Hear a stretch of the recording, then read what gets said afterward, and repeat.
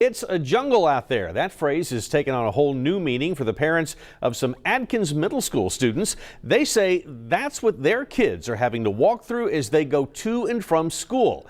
Chris 6 News reporter Ashley Portillo is looking into this school safari saga. And Ashley, I understand the city has actually known about this problem for at least a few weeks now. Mike, a parent I spoke to tells me he called code enforcement about a week before school started to get some of this tall grass mowed out here. Now, school began last week, but as you can see behind me, this tall problem hasn't been weeded out.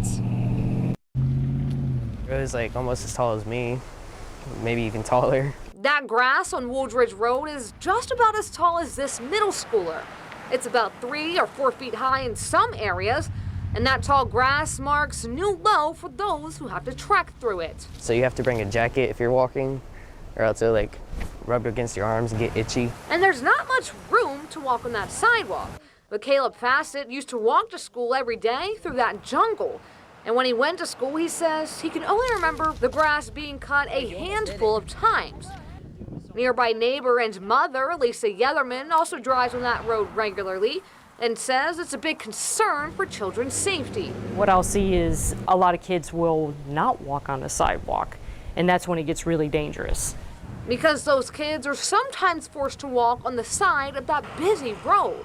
So what about walking on the other side of the road? Well, there's no sidewalk there, meaning kids will have to take the jungle trail to school. The possibility of snakes or whatever, or you know, if kids get rashes easily from brush or anything like that, I mean, you just never know.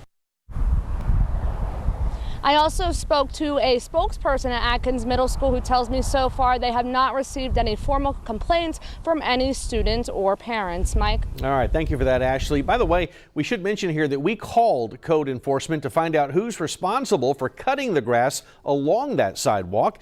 We also wanted to find out when the grass will be cut. Now, code enforcement says they'll get back to us. One of the parents Ashley spoke with says code enforcement told them it would be up to 3 weeks before the grass is cut.